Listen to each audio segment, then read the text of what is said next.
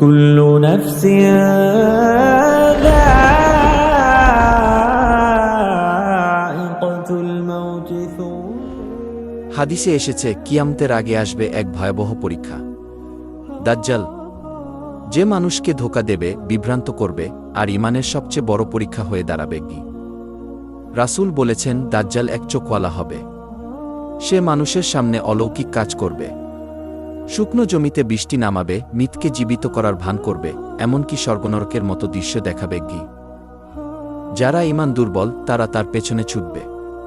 সে দেবে রুটি, পানি, ধনসম্পদ, কিন্তু এগুলো সবই হবে ধোঁকা। কিছু ঈমানদার দাজ্জালের ধোঁকায় পড়বে না। তারা বলবে, আমাদের রব আল্লাহ, আমরা তোমার অনুসারী নই।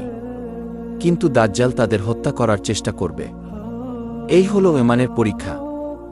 প্রিয় ভাই ও বোনেরা, দাজ্জাল আসবে, এটা নিশ্চিত। কিন্তু আমাদের রক্ষা পেতে হলে আজ থেকেই নামাজ, দোয়া আর ঈমানকে শক্ত করতে হবে। কারণ শেষ সময়ের এই ভয়াবহ পরীক্ষায় টিকে থাকবে কেবল আল্লাহর সৎ বান্দারা।